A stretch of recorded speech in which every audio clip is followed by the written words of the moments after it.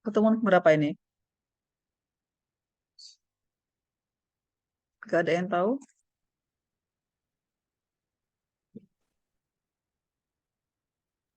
Keempat, Bu. Kemarin di kelas gimana?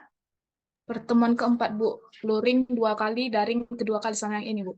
Yang hari ini. Sama ini berapa? Ini pertemuan 4 berapa? kali. Empat kali. 4 kali Iya. kemarin tuh ada 2 jam. Ada 2 jam. Secara luring itu 2 jam hitungannya. Ingat, itu kan lama ya.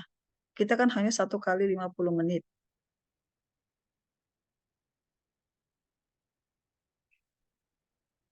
Berarti ini sudah pertemuan ke-6. 22 atau 50 menit. Seingat saya itu ada hampir 100 menit lebih.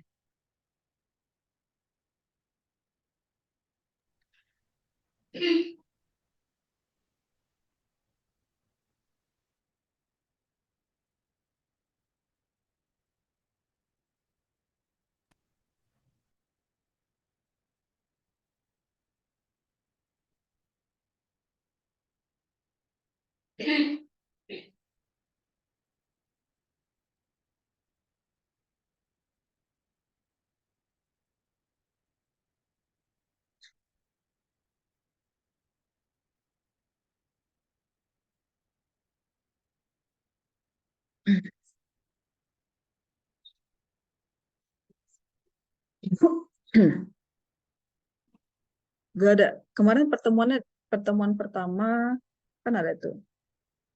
Bicara luring dari jam berapa sampai jam berapa. Seingat saya itu hampir 2 jam lebih sih. Hampir sampai jam 4, Bu. Dipakai teknologi sediaan solid, Bu. Iya.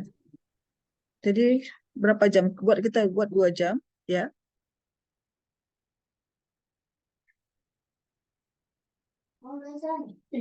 Silakan hitung. Nanti khawatir saya kalau misalnya kurang biar ditambahkan lagi. Karena materi dari saya satu tentang obat-obat hormonal kemarin sudah selesai kan? Hanya ada penugasan. Buka di Goldsmith.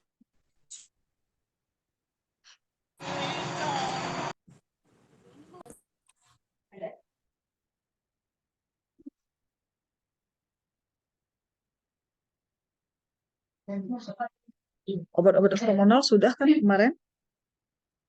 Yang gabung kelas A, B, C, D, E, F.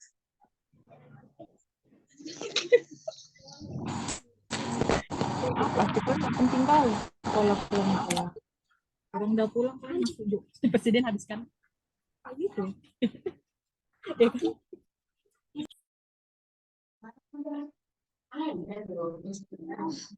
kan?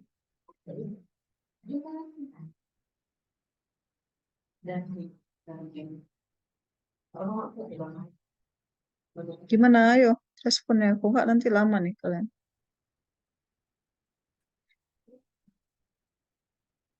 Hormonal, obat-obat hormonal sudah selesai. Sudah dapat.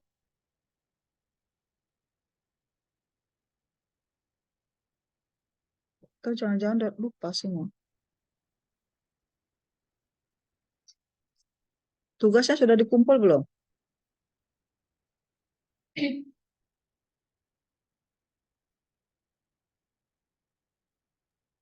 Izin, Bu. Yang sistem Ya, endokrin udah, Bu. sudah. Sudah dapat berarti sudah dikumpul tugasnya. Udah, Bu. Sudah. Berarti sistem hormonal sudah. Kemudian meskipun nanti kita habis ini review.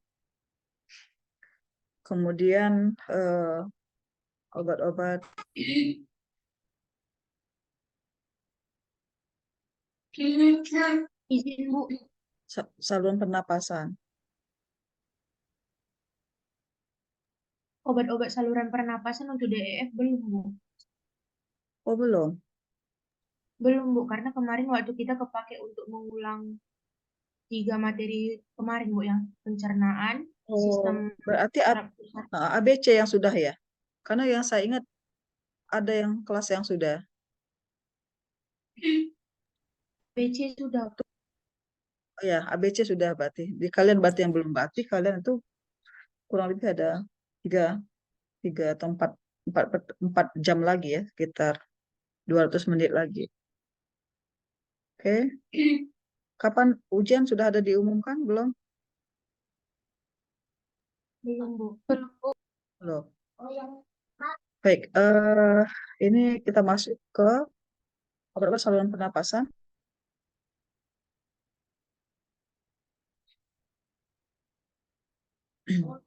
ya itu. Ya sendiri.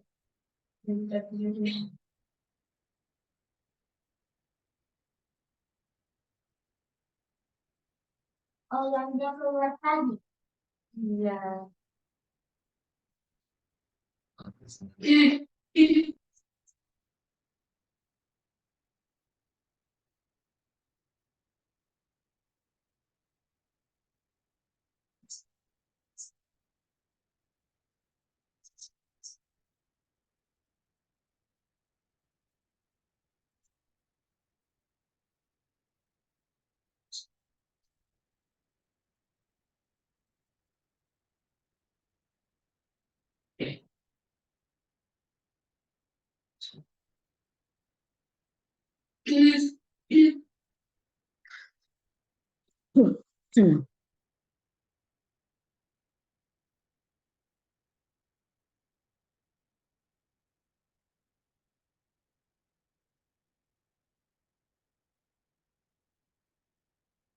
Hmm.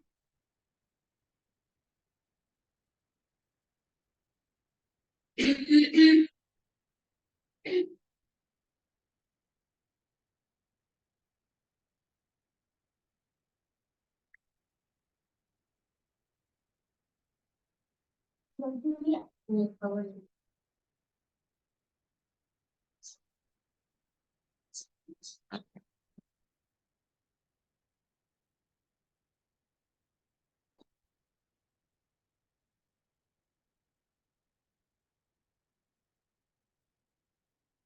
yang enggak.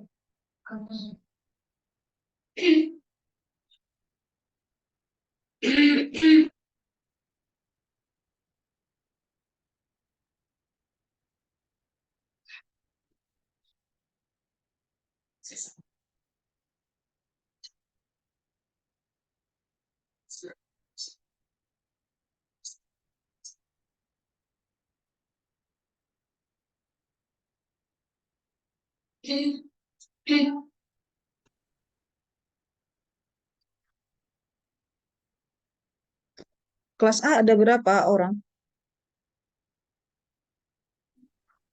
Sorry, kelas D ada berapa orang? Baru 53 nih yang respon, yang terrecord.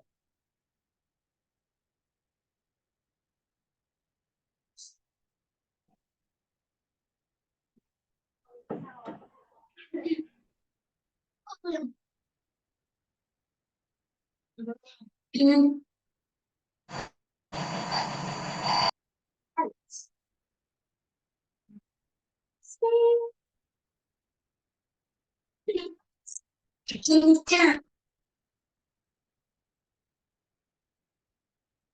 Sosoknya mau aja. Mau aja. Utang, utang, utang.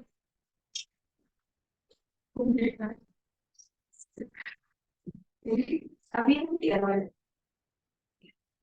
pokoknya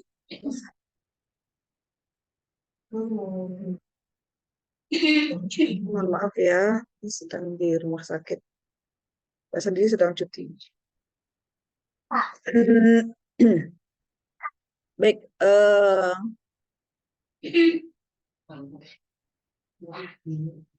jangan turun itu. kita masuk obat sistem pernapasan. Ya, sistem pernapasan dengan kardiovaskular. Recall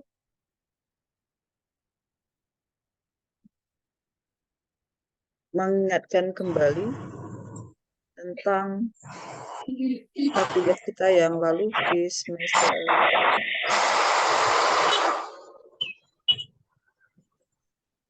di semester ganjil bahwa regulasi sistem pernapasan itu berhubungan erat dengan kardiovaskular.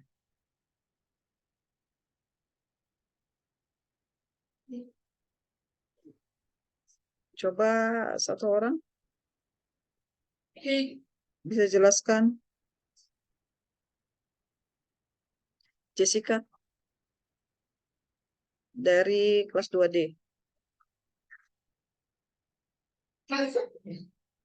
Jessica boleh off kamera, tapi suaranya harus ada ketika dipanggil.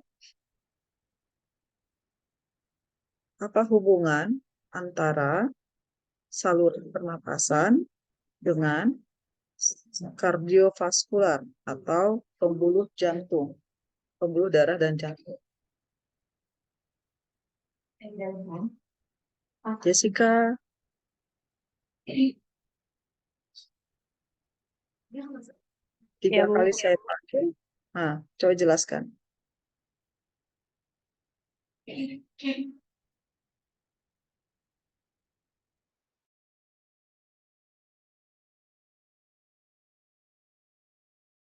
Jangan lama-lama. Nanti waktunya bisa sampai 5 jam.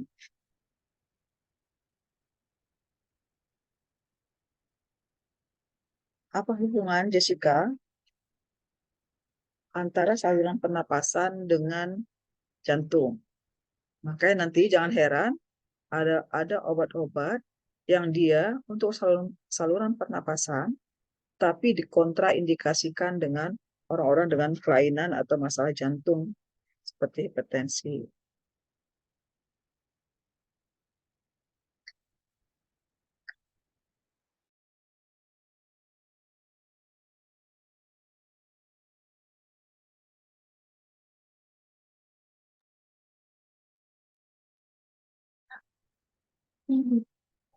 Ayo Jessica, buka dulu wajahnya, saya mau lihat dulu wajahnya.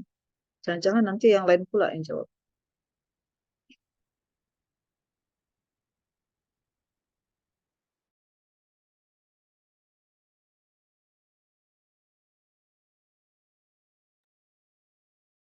Ayo cepat-cepat.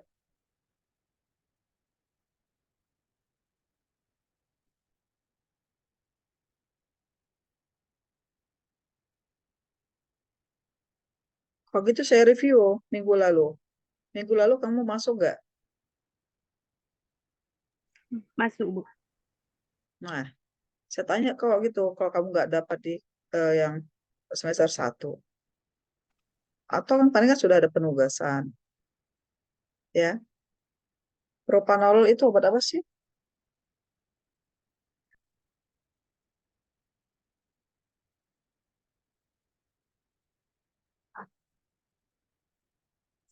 Propanolol obat apa? Bisoprolol obat apa? Golongan apa itu?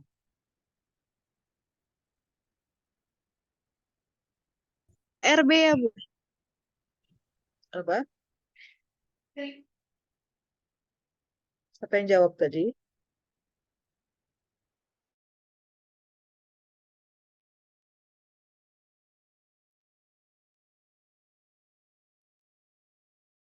Nanti sekali masuk, sekali lagi luring. Kayak gini nanti apa hasilnya?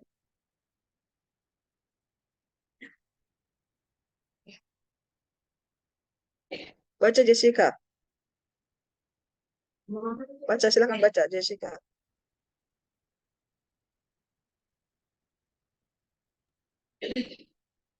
Sistem pernapasan. Sistem pernapasan adalah serangkaian organ dan struktur yang terlibat dalam proses pengambilan oksigen dan pengeluaran karbon dioksida dari tubuh manusia. Fungsi utama sistem pernapasan adalah untuk memasok oksigen ke dalam tubuh dan menghasilkan karbon dioksida yang dihasilkan sebagai produk sampingan metabolisme. Sistem pernapasan terdiri dari beberapa komponen penting, termasuk hidung, rongga hidung, faring, laring, trakea, bronkus, dan paru-paru. Proses pernapasan melibatkan dua tahap utama, pernapasan eksternal dan pernapasan internal. Pernapasan eksternal terjadi Lanjutkan di dengan Rizka. Lanjutkan dengan Rizka Aryan.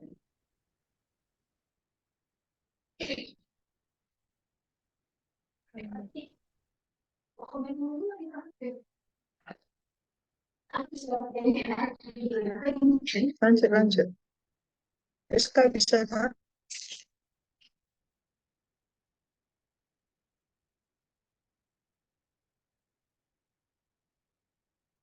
Tidak dengar suara saya, Rizka. Ya Bu, lagi di luar rumah Bu, karena jaringannya macet-macet Bu. Bisa dilanjutkan.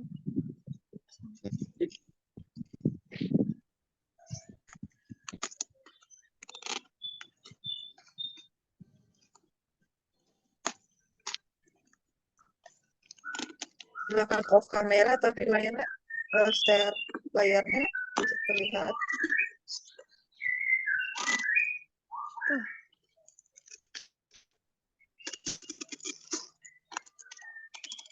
Bisa, Rizka? Bisa Bu. Ya, lanjutkan. Pernapasan eksternal terjadi di saluran pernapasan atas dan bawah. Udara dihirup melalui hidung dan melewati faring, laring, dan trakea menuju paru-paru. Di dalam paru-paru terjadi pertukaran oksigen dan karbon dioksida antara alveoli atau kantung udara kecil dan kapiler darah. Oksigen diserap oleh darah dan dibawa ke seluruh tubuh, sementara karbon dioksida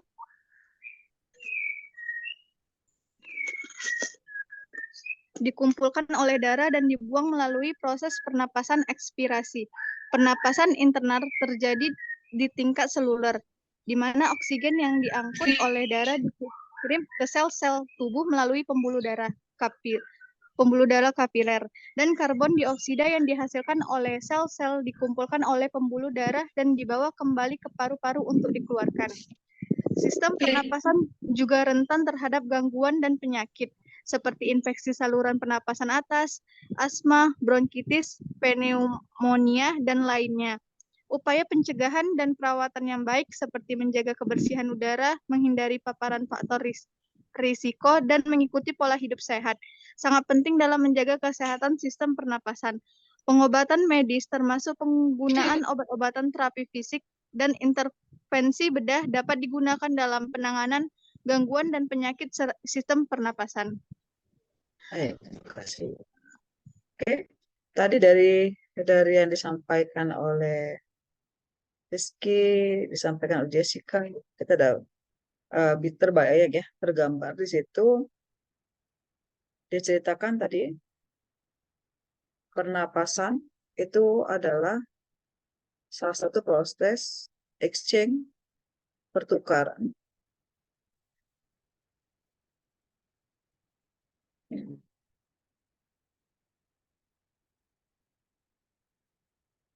Pertukaran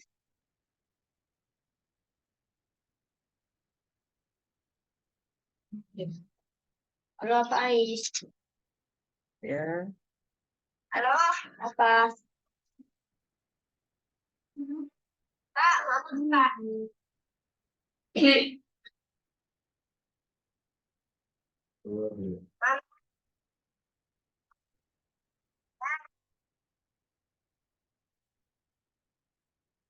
Apa? Kau pernah Kak? yang Ngobrol kok ah?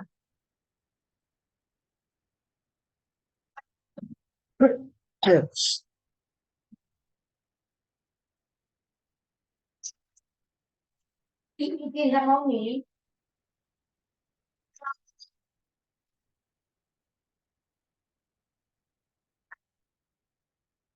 Tapi kan cuma mau nggak mau nih. Iya. Lewat ini, lewat ini. Di sini. Di sini. Ya. Yuk, lidahnya bilang. Oh. Oh, ada di lewat ini Maya. Ada di lewat Maya itu. Di lece Maya. Oke. Oke ya. Besok ya, udah besok.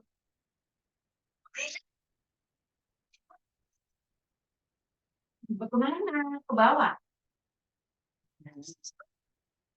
Ngomong ya. Iya. Oke. Kelihatan yang gede? Iya. Kelihatan. Kelihatan? Oke. Kelihatan. Masih teringat ini kemarin tuh ada jantung. Dia ada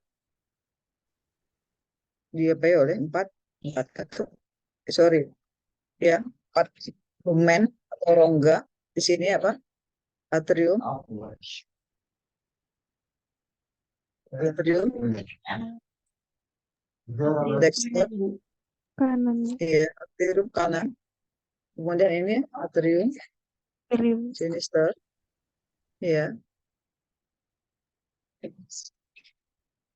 Ya, darah dipompa masuk dari vena cava. Vena cava superior dan inferior. Wah. Wait. Wait. Wait.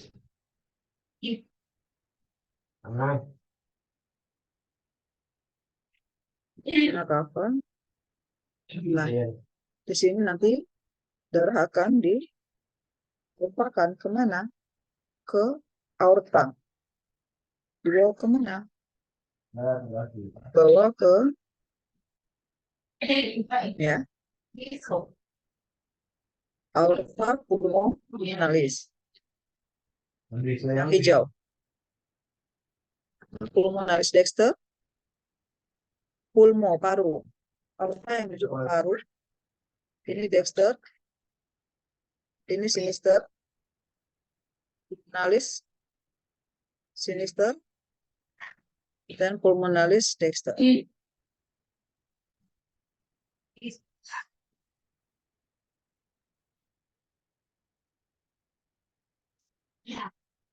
Dan di sini ya, ini ada trakea, sambungannya dari hidung hubungkan. Di sini nanti dari paru ini ada bagian-bagiannya percabangan. Apa itu? Ada paru-paru sendiri itu punya bagian. Sebagai tugas, silahkan nanti gambar paru-paru dan buatlah mana yang termasuk dalam kategori pernapasan atas bagian bawah, pernapasan bagian atas dan pernapasan bagian paru. Tadi disampaikan bahwa tadi sudah disebutkan bahwa tadi mulai dari hidung juga termasuk mulut, yaitu masuk ke dalam bagian pernapasan atas. Kemudian mana yang termasuk di dalam pernapasan bawah. Jadi sebagai tugas kamu di kelas DEF, silahkan gambar atau buat alur pernapasan, kemudian buat perbedaan atau bagian-bagian mana yang termasuk ke dalam bagian pernapasan atas dan bagian pernapasan bawah. Oke, tadi dari trakea, pumping, darah dipompakan ke pembuluh darah, tepatnya di aorta pulmonalis, kemudian nanti darah yang dipompakan kembali kaya dengan CO2.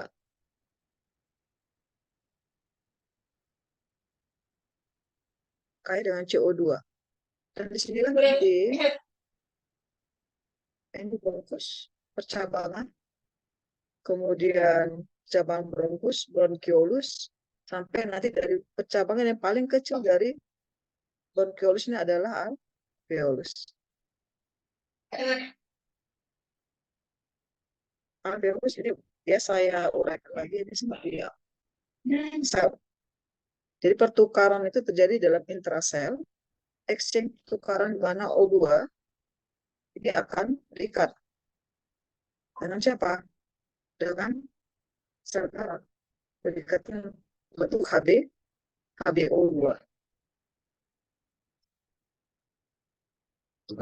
Inilah nanti HbO2 inilah nanti yang akan terikat oleh sel-sel darah dan dia dibawa masuk ke mana? Dia akan dibawa masuk ke ini, dari paru-paru, dia akan dipantik ke atrium sinister. Sehingga darah yang ada di atrium sinister ini kaya dengan CO2. Nah, kaya dengan O2.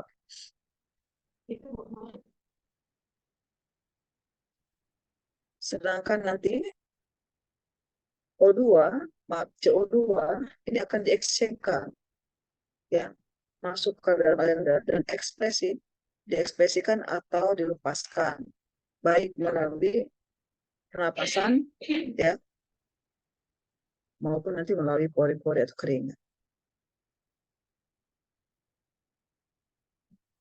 Inilah secara garis besar terjadinya proses pernapasan secara general, sehingga nanti berdasarkan anatomi dan fisiologinya, maka akan ada hubungan obat-obat yang bekerja pada saluran pernapasan dengan jantung.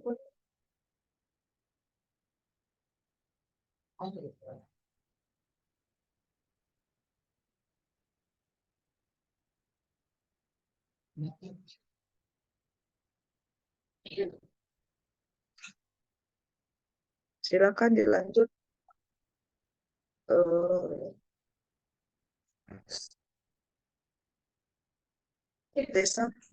Tesalonika 2.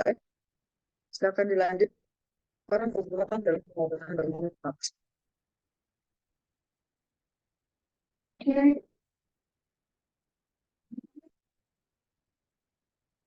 Halo, Tessa.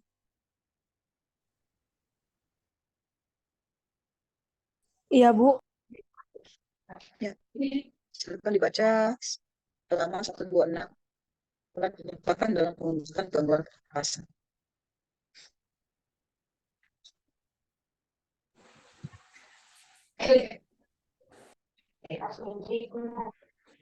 Peran obat-obatan dalam pengobatan gangguan pernafasan.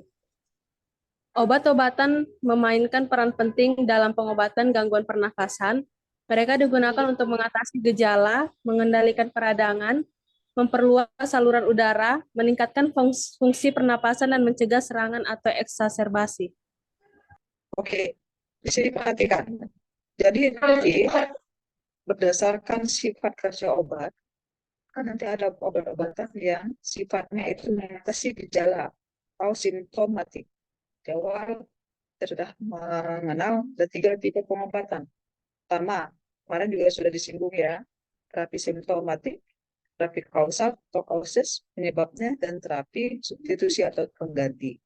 Nanti di dalam jadi nanti penggolongan obat-obatan untuk saluran pernapasan ada sifat kerjanya dia mengatasi simptomnya saja, gejala. Yang kedua, mengendalikan peradangan atau sebagai antiinflamasi. Yang ketiga, memperluas saluran udara yang nanti kerjanya ada di bronkus atau di alveolus. Memperluas saluran udara berarti sifatnya kalau dia pada bronkus bersifat bronkodilator, nama obatnya. Sifatnya bronkodilatasi. Kemudian ada meningkatkan pernapasan. Artinya dia akan berperan dalam meningkatkan respirasi, proses respirasi, dan mencegah serangan atau eksaserbasi atau terburuk kejadian perparah keadaan, ya. Mencegah terjadinya parahnya penyakit. Lanjut, Tessa. Iya, Bu. Berikut adalah beberapa peran utama obat-obatan dalam pengobatan gangguan pernapasan. Yang pertama ada bronkodilator. Bronkodilator adalah obat-obatan Bronkodilator. bronkodilator digunakan Oke, untuk saya tanya mengundur. Tessa. Saya tanya Tessa, kalau nama obat-obat yang bersifat melebarkan bronkus disebut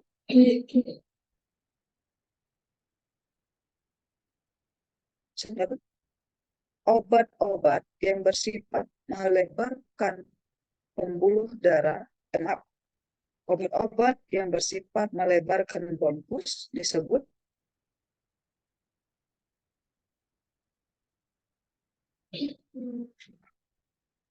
bronkodilator. Sifatnya apa contoh obatnya? Nanti di sini ada agonis beta 2. Contohnya nanti agonis beta 2 itulah si salbutamol. Sifat sebagai bronkodilator. Ya, salbutamol itu merupakan obat bronkodilator. Kerjanya, mekanisme kerjanya disebut bronkodilatasi. Bisa bedakan nanti kalau dikatakan obatnya, berarti sama aktor, seni, aktris, perempuan, aktor, orang aktornya. Semua kalau dikatakan obatnya, berarti dia yang bekerja pada melebarkan bronkus disebut bronkodilator. Mekanisme kerjanya apa? Mekanisme kerjanya bronkodilatasi. Bisa bedakan? Yang lainnya bukan hanya untuk Tessa. Bisa, Bu. Ya, sama kalau kemarin bisoprolol. Bisoprolol itu apa? Bersifat apa? Amlodipin. Bersifat apa? Bisoprolol, amlodipin itu bersifat apa? Itu obat-obat apa? Nama obatnya apa? Vaso,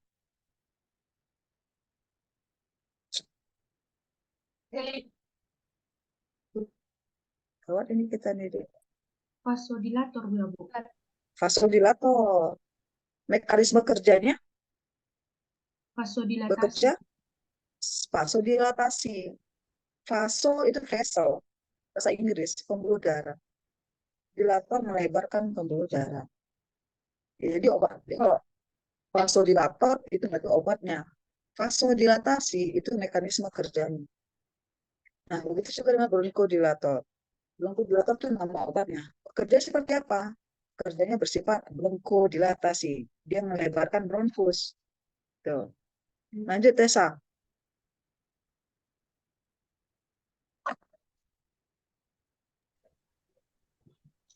Yang pertama ada itu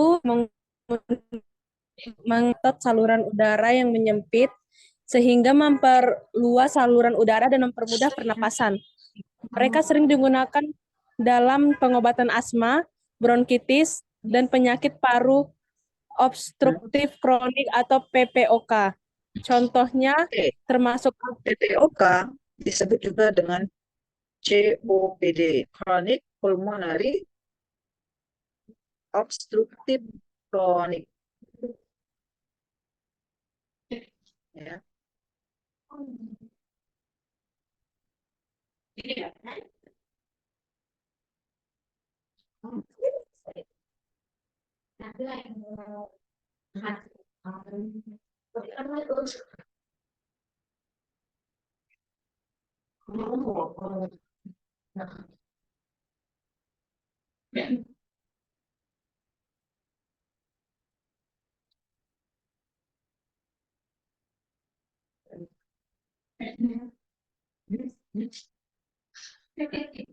Disease.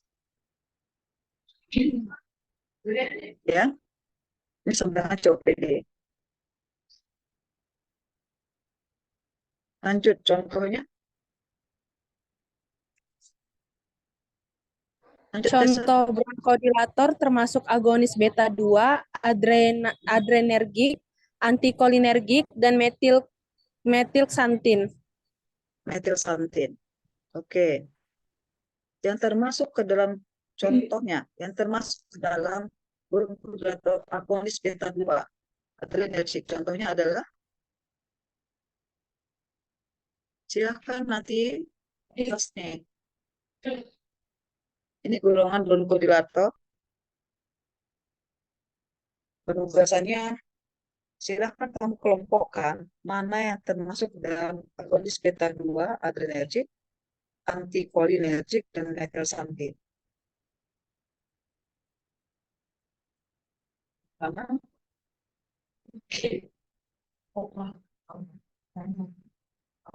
silakan kelompokkan itu. Silakan cari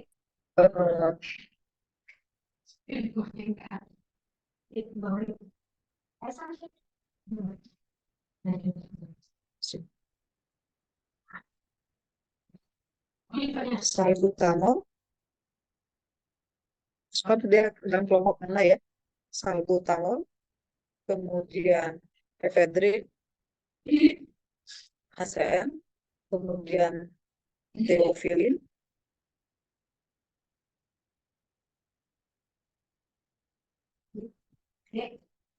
kemudian albuterol, kemudian albuterol, ini saja dulu. Oke. Siap. Nah, itu tadi mau produknya silahkan kelompokkan. Nanti di pertemuan selanjutnya akan itu dibuat dalam selembar juga, akan dikumpulkan juga. Nanti akan saya kembalikan ke kalian setelah dikoreksi.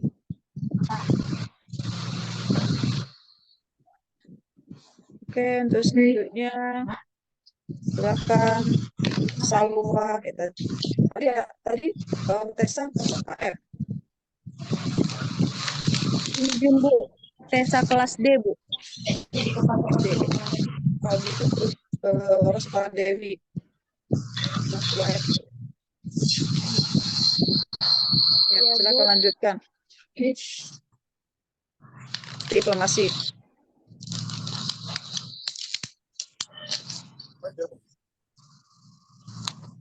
Antiinflamasi, obat-obatan antiinflamasi digunakan untuk mengurangi peradangan di saluran pernapasan.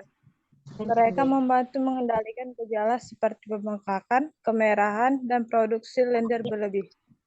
Kortikosteroid inhalasi merupakan jenis obat antiinflamasi yang umum digunakan dalam pengobatan asma dan beberapa gangguan Sebentar. Silakan cari.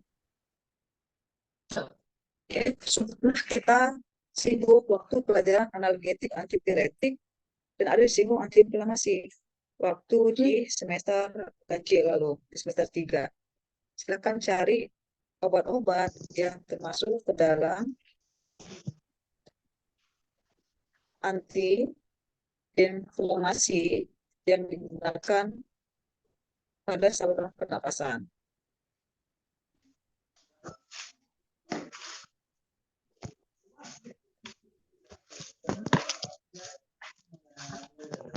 Oke, lanjut. Kortikosteroid inhalasi merupakan ini untuk semua ya, bukan hanya untuk Tessa, bukan hanya untuk Sirus. Lanjut. Lanjut.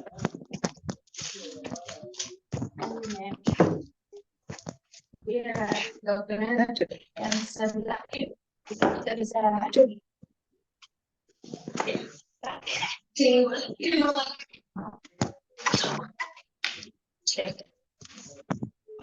Dia pulang video. Dan video sama dia. Kita dia ngomong. Umi lagi ngajar. Itu dia ajar.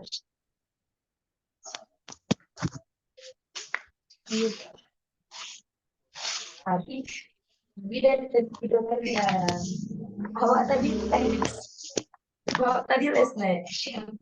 Ini abian jadi Big kerja aja ya. Maaf, Bu. Halo, mana Sirusnya? Iya, Bu. Maaf, Bu.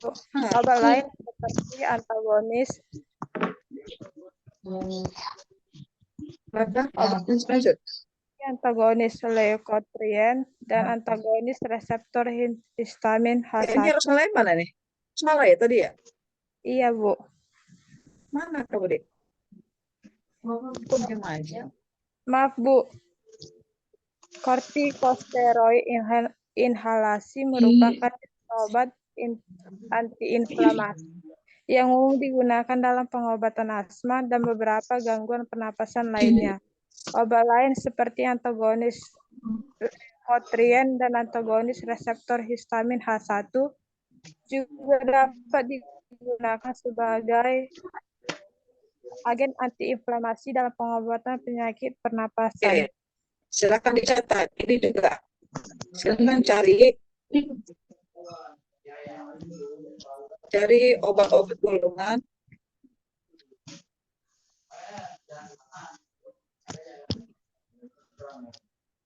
antagonis leukotriene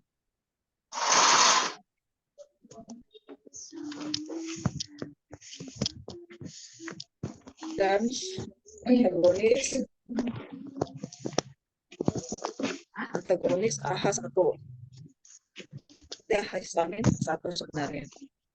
Silakan nanti kamu cari atau antihistamin AH1 yang biasanya digunakan untuk penanganan urusan pernapasan. Oke, lanjut. Juga dapat digunakan. Lanjut terus.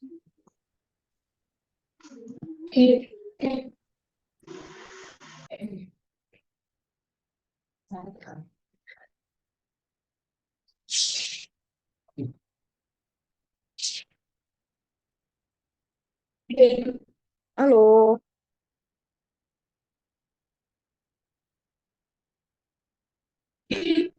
Iya, Bu. Lanjut. Juga dapat digunakan sebagai inflamasi. Juga dapat digunakan obat lain seperti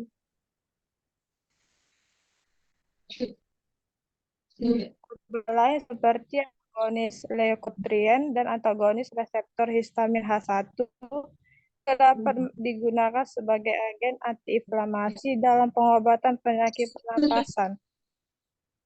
Oke. Kemudian silakan lanjut. Mardani.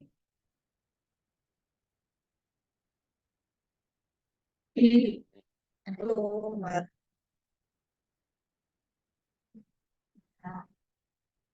Mardani.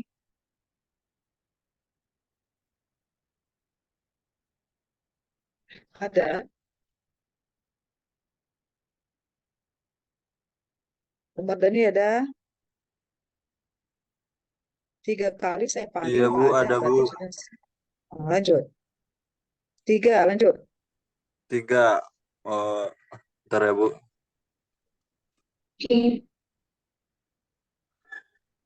Mukolitik dan ekspektoran. Mukolitik adalah obat-obat yang membantu melunakkan dan mengencirkan lendir yang berkumpul di saluran pernapasan. Oke.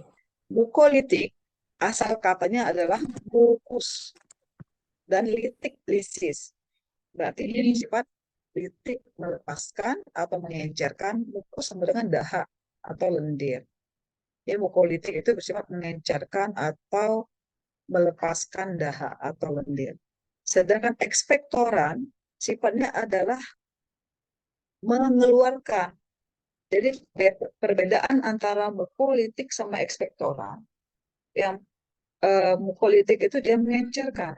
Sedangkan obat-obat ekspektoran itu bersifat mendorong mukus atau dahak atau sputum kita untuk keluar. Itulah perbedaan antara mukolitik dan ekspektoran. Lanjut. Mereka memperbaiki Mereka di sini siapa, drainase Umar? lendir. Mereka Apa, di sini Bu? siapa? Mereka di sini ini yang saya bold ini. Mereka di sini siapa? Mukolitik, Bu. Mukolitik dan ekspektoran. Itu berarti siapa itu? Dan kalau nanti membaca nggak tahu.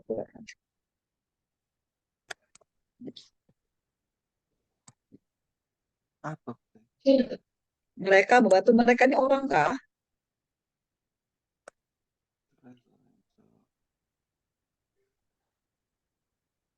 Ayo.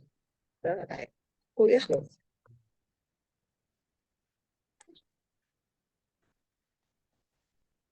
Coba sebaik-baik. Bukan orang, Bu. Jadi siapa mereka? Obat yang digunakan, Bu, untuk mengencerkan. Ya, ya. Berarti obat-obat yang bersifat mukolytik dan ekspektoran. Ya. Jadi obat-obat. Jadi di sini mereka ini maksudnya obat-obatan. Obat yang mana? Obat-obatan yang sifat mukolytik dan ekspektoran. Nanti ada obat-obat yang sifatnya mukolytik, yang mengencerkan darah hak saja. Mengencerkan darah. Contohnya itu adalah asetilsistein ketika COVID kemarin itu paling banyak. Ya, paling banyak digunakan.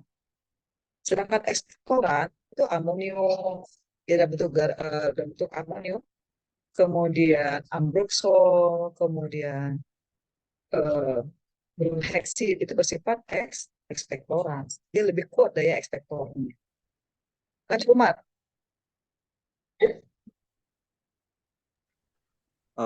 Mereka membantu memperbaiki drainase lendir dan drainase, mempermudah drainase, drainase, drainase lendir dan drainase. mempermudah ekspektorasi pengeluaran lendir. Drainase itu berarti aliran ya. Drainase itu berarti aliran atau waktu alir, atau mengalirnya lendir dan mempermudah pengeluaran lendir. Lanjut, Eh, lanjut Omar. Ekspektoran adalah obat-obatan yang merangsang produksi lendir dan mendorong bentuk untuk membersihkan saluran udara. Obat-obatan ini dapat digunakan dalam pengobatan bronkitis, sinusitis, dan penyakit pernapasan lainnya. Nah, lalu kamu silakan cari obat-obat yang termasuk ke dalam kategori berpolitik dan ekspektoran. Kalau kamu menyimak tadi apa yang saya sampaikan, sih kamu bisa jawab yang tadi. Silakan cari obat-obat yang bersifat politik dan ekspektoran.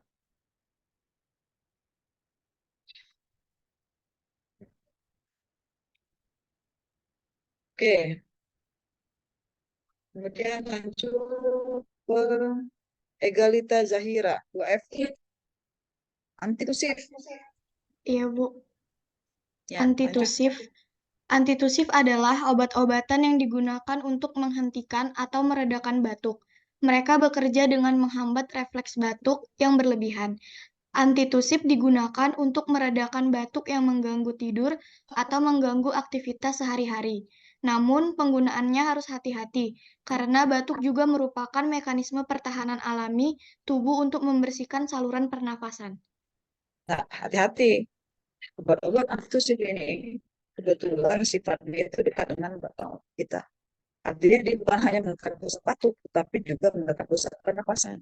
Sehingga ini dikontraindikasikan obat-obat yang bersifat antitusif itu dikontraindikasikan untuk orang-orang atau pasien asma.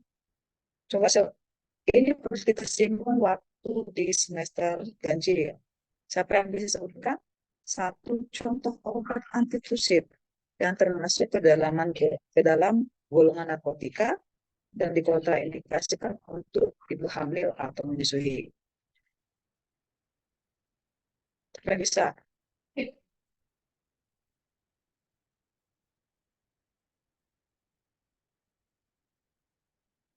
Ayo. Ada 89 orang, sedikit sekali nih ya yang absen ya. Yang hadir ya. 3 seharusnya ada di 390 100 hanya 89 orang.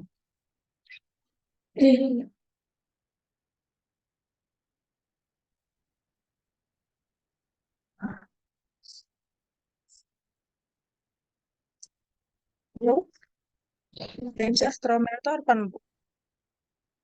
dextrometorphan dia tidak termasuk ke dalam golongan narkotika, tetapi dia masuk ke dalam eh, prekursor, tapi dia tidak masuk alias keras.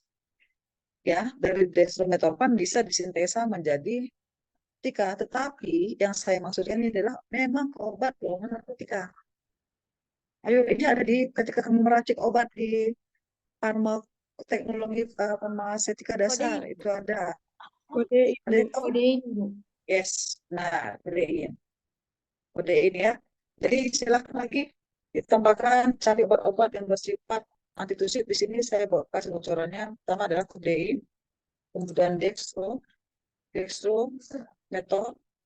metorphan. Kemudian nanti ada lagi selain ini. Silakan cari yang lain. Dan di rangkumannya sama seperti pelajaran yang lalu tentang indikasi, efek samping, indikasi, kontraindikasi, golongan obat, dan mekanisme kerja. Semua obat yang dari awal tadi ya.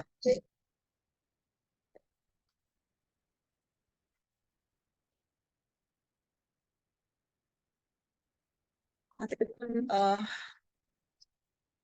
maju satu ke depan. Waktu kita lurin.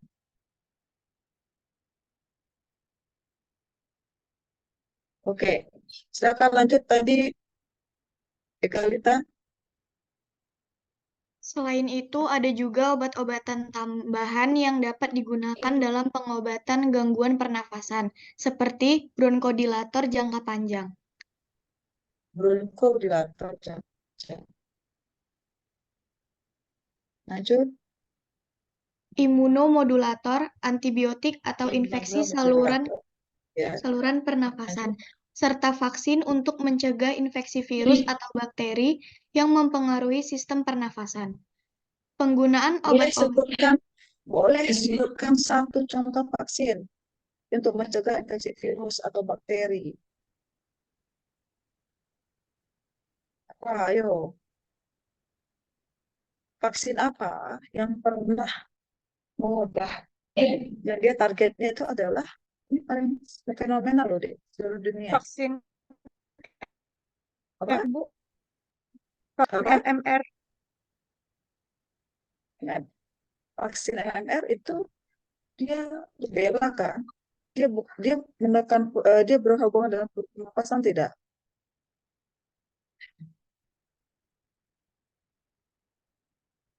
Rubella atau apa?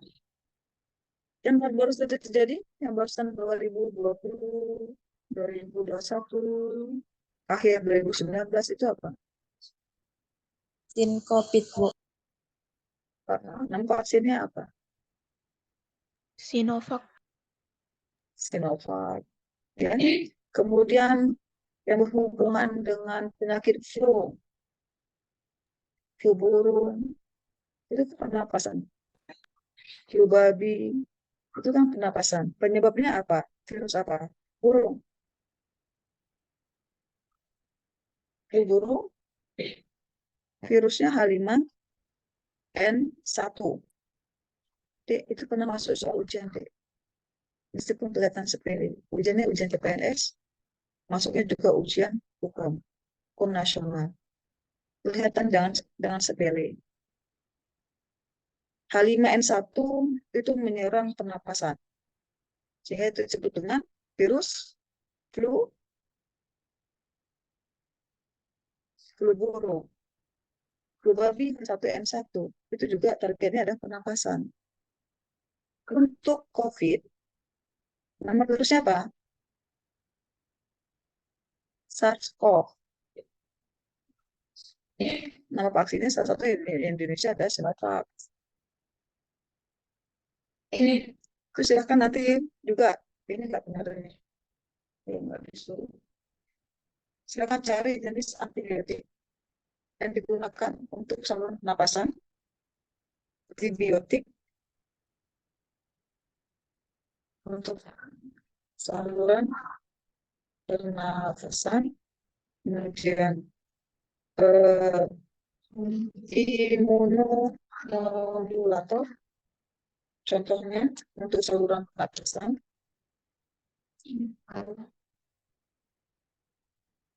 Kemudian untuk kasus-kasus flu burung, kemudian flu babi, jenis kemudian COVID. Jadi cari penyebabnya apa dan nama obatnya. Serta perhatikan nanti penyimpanannya di mana, dan suhu berapa, chiller atau freezer.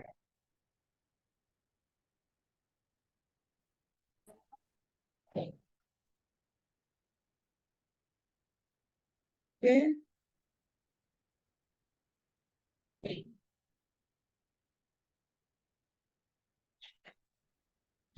Lanjut ke Rina Bancin.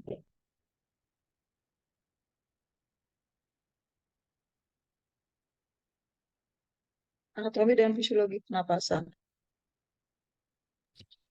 Silakan. Anatomi dan fisiologi sistem pernapasan. Anatomi dan fisiologi sistem pernapasan melibatkan sejumlah organ dan struktur yang bekerja sama untuk memungkinkan proses pernapasan. Berikut adalah gambaran umum tentang anatomi dan fisiologi sistem pernapasan. Lanjut. 1. Hidung dan rongga hidung. Hidung terdiri dari 2 saluran hidung yang memasukkan udara ke dalam tubuh. Rongga hidung di dalam hidung dilapisi oleh membran mukosa yang mengandung rambut-rambut halus dan kelenjar lendir. Fungsi hidung termasuk menghangatkan, menyaring, dan melembabkan udara yang masuk serta mengandung reseptor pencium. 2. Paring. Setelah hidung masuk ke, berarti setelah hidung masuk ke, lanjut. Paring adalah saluran yang menghubungkan hidung dan mulut dengan laring dan kerongkongan. Paring berfungsi sebagai saluran udara dan makanan. 3. Laring.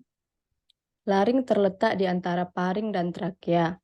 Laring mengandung pita suara yang terlibat dalam produksi suara. Epiglotis, sebuah lipatan jaringan yang menutupi jalan masuk ke laring saat menelan, mencegah makanan masuk ke saluran pernapasan. Oke. Lanjut. Selanjutnya trakea. Setelah itu ada Trakea atau pipa udara adalah tabung yang menghubungkan laring dengan bronkus. Trakea dilapisi dengan silia, rambut-rambut mikroskopik, yang membantu membersihkan lendir dan partikel dari saluran pernapasan. Selanjutnya bronkus. Bronkus adalah saluran udara yang membagi dari trakea ke paru-paru. Terdapat 2 bronkus utama, yaitu bronkus kanan dan bronkus kiri, yang masuk ke dalam paru-paru kiri dan kanan. Bronkus terbagi menjadi cabang-cabang yang lebih kecil yang disebut bronkiolus. Selanjutnya paru-paru. Paru-paru adalah organ utama dalam sistem pernapasan. Paru-paru terletak di dalam rongga dada, di sebelah kiri dan kanan tulang dada. Terdapat 2 paru-paru, yaitu paru-paru kanan dan paru-paru kiri, yang terbagi menjadi lobus dan segmen. Paru-paru struktur mirip spot yang mengandung alveoli, yaitu kantung udara kecil yang dimana pertukaran gas terjadi antara udara dan darah. darah. Oke. Silakan lanjut.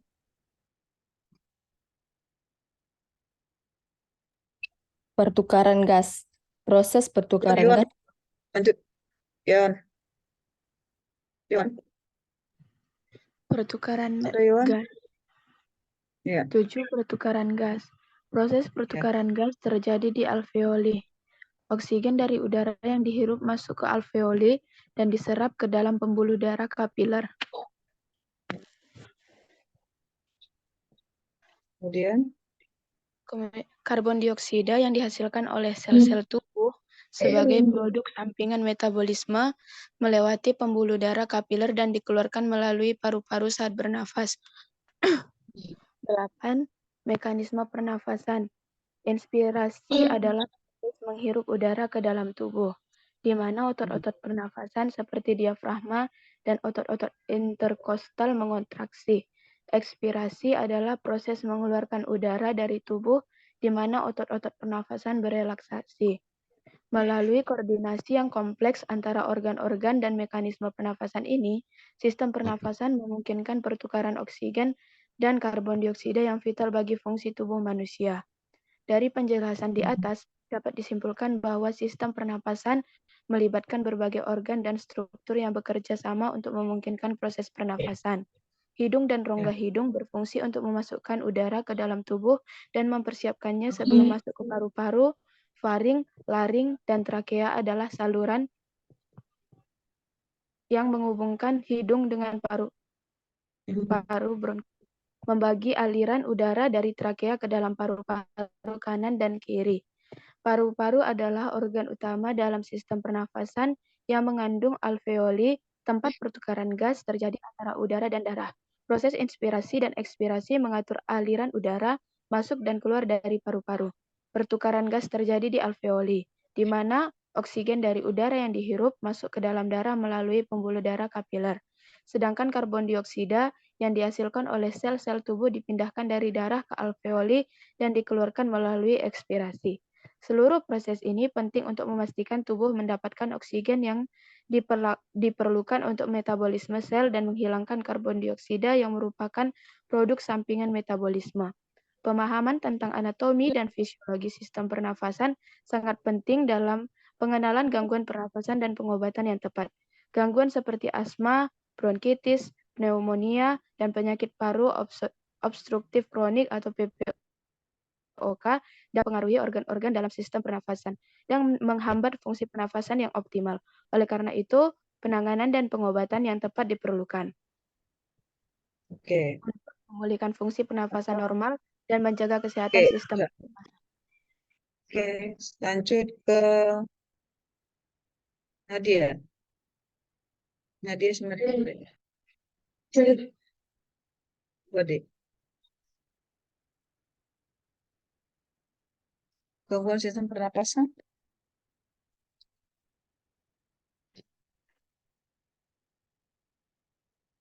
Ada Nadia. Oke, Bu. Ya. Gangguan sistem pernapasan. Gangguan sistem pernapasan meliputi berbagai kondisi dan penyakit yang dapat mempengaruhi fungsi pernapasan. Beberapa gangguan sistem pernapasan umum meliputi yang pertama asma. Asma adalah penyakit saluran pernapasan kronis yang ditandai oleh penyerapan saluran. Perhatikan di sini sifatnya adalah terjadi dalam jangka waktu yang panjang yang ditandai oleh penyempitan saluran udara dan peradangan. Berarti terjadi flem, ya, peradangan, inflamasi di situ. Gejalanya apa? Lanjut.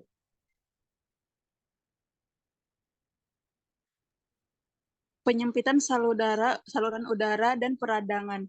Gejalanya termasuk sesak nafas, batuk, dan menging. Batuk. Menging itu apa? Bunyi menging. Ketika dia mengeluarkan napas, bukan menarik napas. Menging atau menging. Itulah ciri-ciri asma. Nanti bedakan dengan bronkitis, pneumonia. Perhatikan nanti. Lanjut. Bronkitis. Bronkitis adalah peradangan pada saluran bronkial yang menghasilkan produksi lendir berlebih. Gejala umum termasuk batuk yang berlangsung selama berapa minggu, dahak, sesak nafas, dan nyeri dada. Apa perbedaannya antara bronkitis dengan asma? Nadia?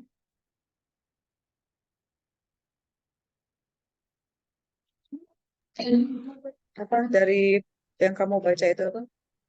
Kalau asma, Bu, dia menging, sedangkan bronkitis sesak nafas. Serta dengan bunyi menging. Iya.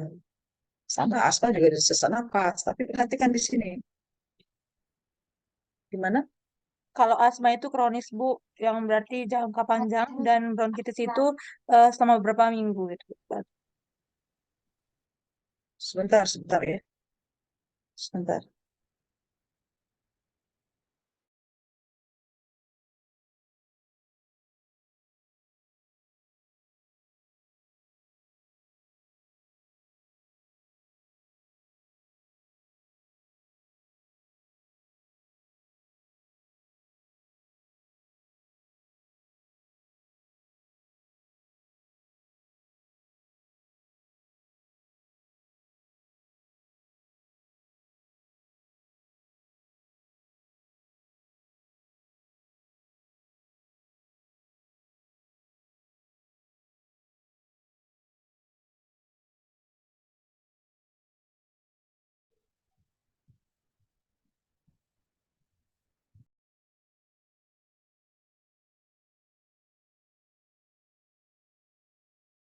Oke, berarti tadi asma disertai bunyi munging, sedangkan bronkus di sini ada kata kuncinya.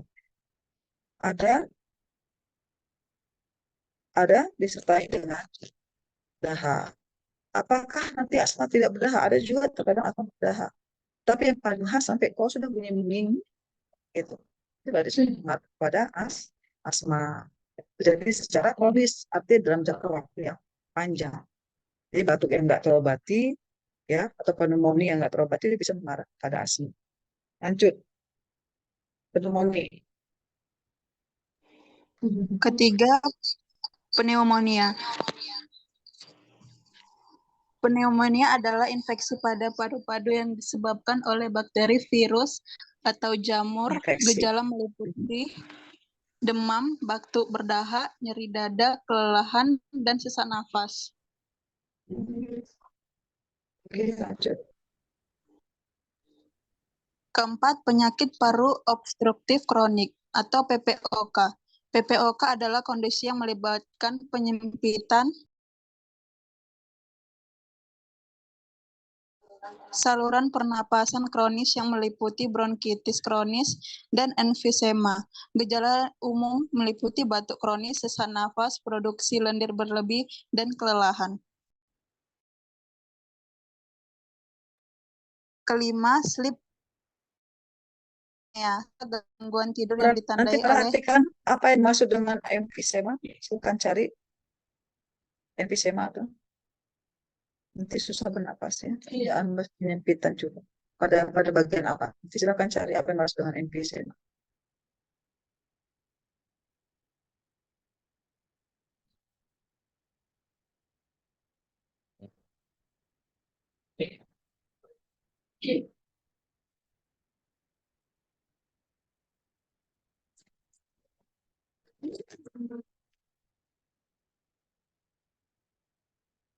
Oke. Lanjut, sleep apnea. sleep apnea. Sleep apnea adalah gangguan tidur yang ditandai oleh henti napas berulang saat tidur. Hal ini disebabkan oleh penyempitan atau penyumbatan saluran nafas dan dapat menyebabkan gangguan tidur, nyeri kepala, kelelahan, dan penurunan kualitas hidup. Lanjut, Sinusitis. Sinusitis adalah peradangan pada sinus yang rongga berongga di sekitar hidung dan mata. Gejala meliputi hidung tersumbat, nyeri wajah, tekanan di daerah sinus, dan lendir berlebih. Ya, ini keluar melalui hidung, ya. Cairan tanpa henti gitu. Ya, lanjut, tonsilitis. Tonsilitis. Ya, sebentar. Ya, dilanjutkan oleh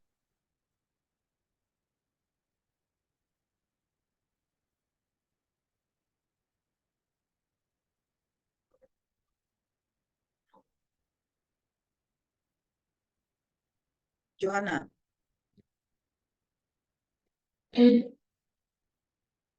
Ada Johanna? Ada, Bu. Lanjut. Tonsilitis. Tonsilitis adalah peradangan pada amandel, yaitu jaringan yang terletak di belakang tenggorokan. Gejala termasuk nyeri saat menelan, pembengkakan amandel, dan demam. Ya, bahasa kita Rinitis. itu adalah cenderung amandel, ya. Bahasa kita itu amandel. Bahasa medisnya adalah tonsilitis. Lanjut, rinitis.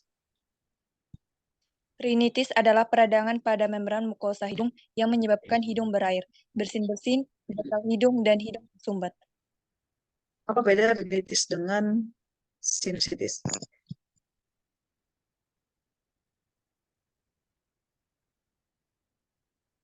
Apa beda rinitis dengan sinusitis? Johanna? Kalau sinusitis itu peradangan pada sinus, Bu. Sedangkan rinitis disertai kan cinta ujungnya deh. Dari situ. Disertai dengan lendir yang berlebihan. Ya, lendir keluar dari cairan dari hidung. Itu nggak bisa dikontrol. Sedangkan rinitis saya seperti common cold, seperti gejala umum yang hidung merahan, kemudian hidungnya berair, tapi masih artinya airnya itu lebih banyak di sinusitis. Jadi sinusitis bisa meler tanpa ada waktu sudah keluar. Sedangkan rinitis masih bisa kita kontrol. Seperti common cold, jadi penyakit umum flu yang lazim itu dikatakan dengan rinitis. Lanjut. Nomor 9. Rinitis disertai bersin-bersin, gatal hidung, dan sumpah. Jadi kan sering disebut juga dengan common cold, ya, atau penyakit flu biasa. Lanjut.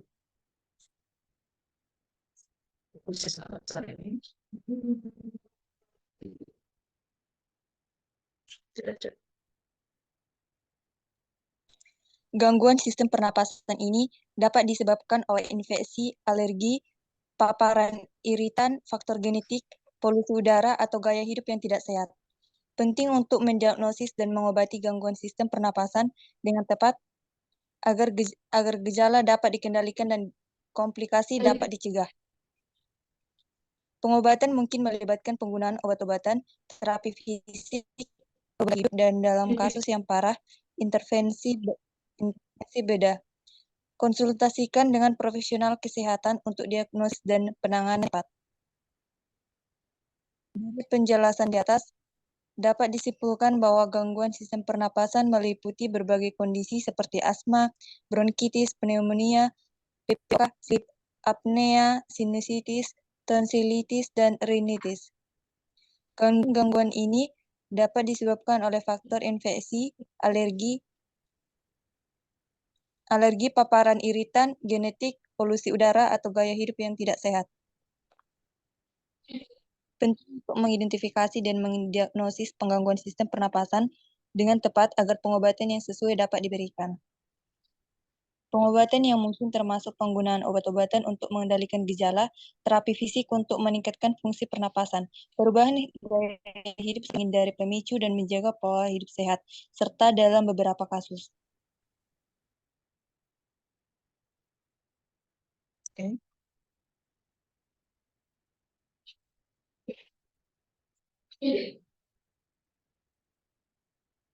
Oke, kita masuk ini tadi sudah disinggung.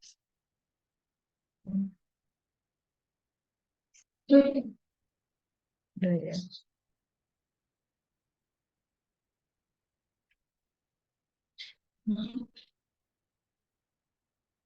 Sudah tadi ya.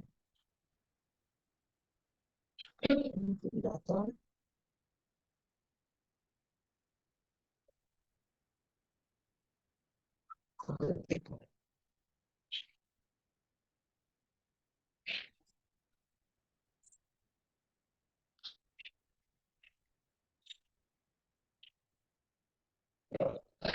Sebenarnya yang belum disebut antihistamin.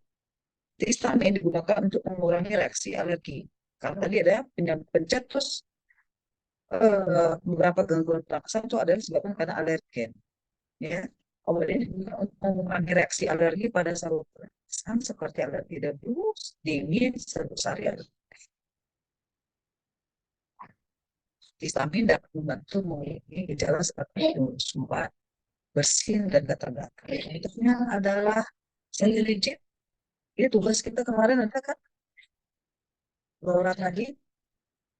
Jadi antihistamin yang aman untuk wanita hamil Ini adalah STM itu tidak aman. Kategorinya di kategori C. Tapi saya izin loratadin ini termasuk kategori D alias aman untuk orang hamil. Ya, termasuk menyusui. Fexofenadin ini kategori C. Dia tidak aman untuk wanita hamil. Perhatikan nanti ini banyak sekali temuan kita ketika di puskesmas atau di rumah sakit. Ini menjadi ingatan pengingat kita kepada teman sejawat khususnya dokter untuk mengingatkan side effect dari obat-obat. Kemudian, nah tadi ada quality dan ekspektorat. Contohnya tadi ada guaifenesin atau biasa disebut juga dengan GG glycerin glucolas. Nama sinonimnya adalah guaifenesin. Kemudian ada acetylcysteine. Acetylcysteine ini bersifat politik dan juga dia bersifat sebagai antidotum alias anti racun ketika kita ada kasus-kasus pasien keracunan senyawa-senyawa para aminobenzen, contohnya paracetamol. Jadi paracetamol itu ketika jadi keracunan paracetamol maka acetylcysteine merupakan antidotum. Kemudian selain itu drug-of-choice ada ya antibiotik yang digunakan untuk mengobati infeksi, contohnya golongan-golongan amoxicillin ini sudah disentuh waktu kita di tingkat 1 semester 2. Golongan penicillin, azithromycin, dan juga levofloxacin, golongan fenolol. Kemudian antiinflamasi sudah disentuh. Dan tadi barusan juga kita sentuh. Jadi adik-adik silahkan nanti buat kelompok-kelompok untuk penggunaan obat-obat di saluran pernapasan. Oke, sebelah sini ada pertanyaan. Jangan lupa nanti sekali masuk kita kuis ya. Karena seharusnya hari ini karena ternyata kalian belum dikasih nanti untuk sesi depan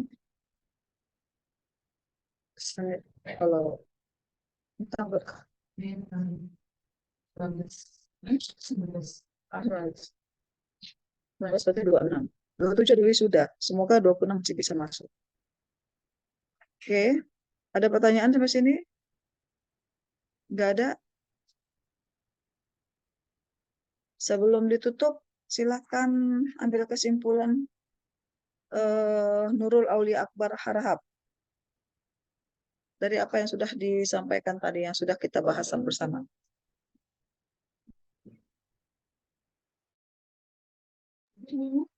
Ayo silakan.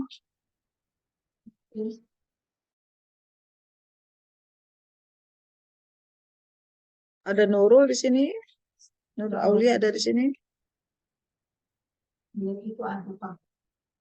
Saya, Bu. Ya, silahkan ambil kesimpulan sebelum kita tutup perkuliahan sore ini.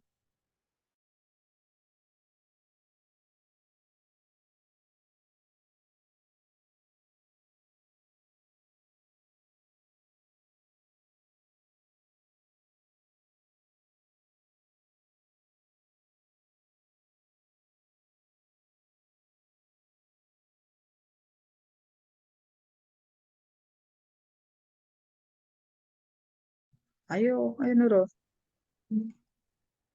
Paru-paru adalah organ utama dalam sistem pernapasan. Baik, fokus ke obat dulu.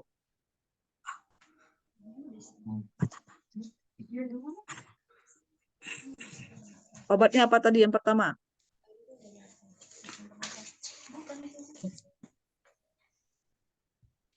Agonis beta 2. Kemudian apa lagi? Siapa bisa lanjutkan? Kalau kayak gini nanti 5 jam kita di sini.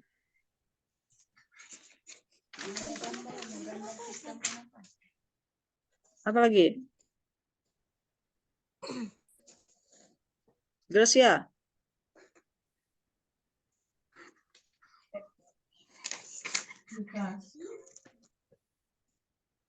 Tugasnya nanti kamu silahkan cari golongan obat agonis beta 2. Kemudian apa tadi Gracia?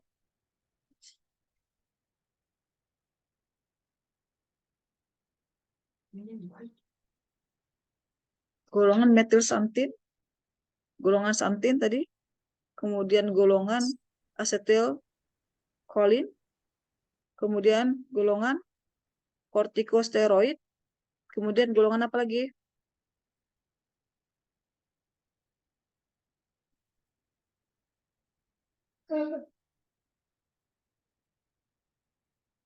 Di sini ada titik, nggak ada nama. Siapa ini? Siapa ini?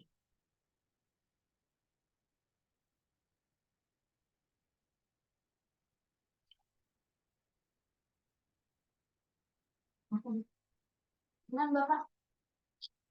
Ini air. Nah. Malah. Oh, baik.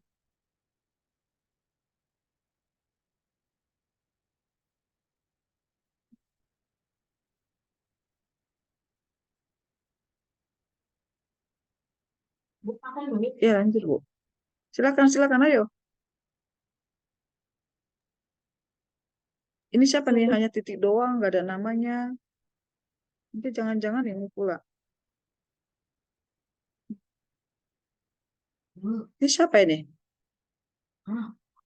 Atau saya eksklusi? Ini siapa ini siapa?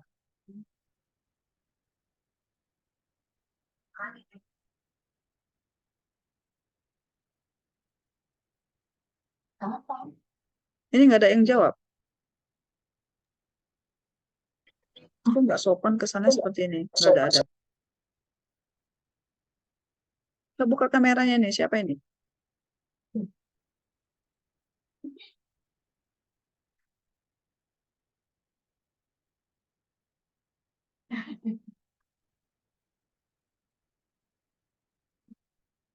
Itu kan mungkin. Saya remove aja kalau nggak ada respon. Banyak banget kan. Ada aku bawa. Silakan buat nama kamu. On kamera. Saya sedang record ini yang terakhir. Nanti dari rumah tadi saya ingin panggilan. Dari kasih malu kok masih keras hari pertama di Bogor. Ini aku kan tadi kawannya sudah ada yang mau kemari. Lanjut ya.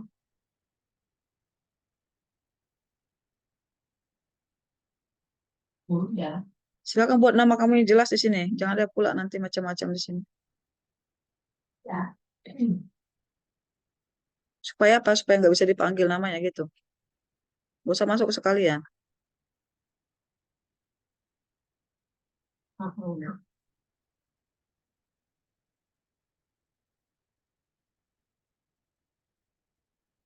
Apa aja sih? Pak.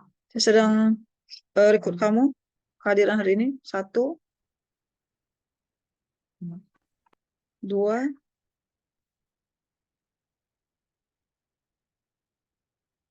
3.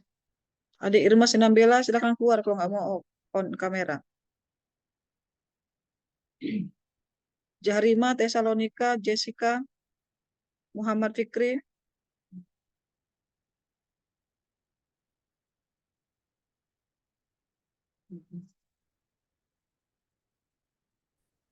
Oke. Ya. Sebelum ditutup, silakan satu orang siapa yang berani. Kalau nggak saya tunggu kamu sampai jam 9 malam kalau nggak jawab sini berarti.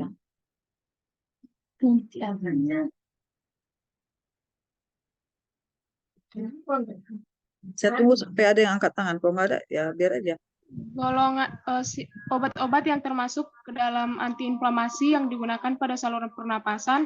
Yang keempat, golongan antagonis leukotrin dan antagonis reseptor AH1 atau histamin H1. Yang kelima, obat yang bersifat mukolitik dan ekspektoran.